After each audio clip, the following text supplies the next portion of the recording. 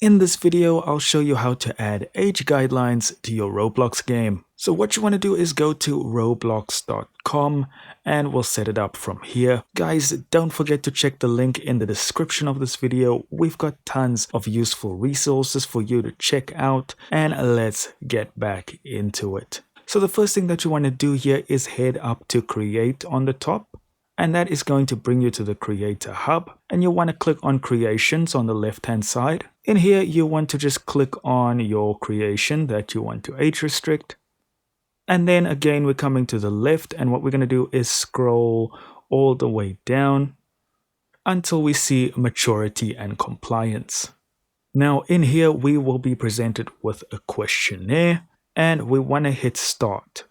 Now you'll be asked a few questions, and from there Roblox will decide what the age restriction on your map will be.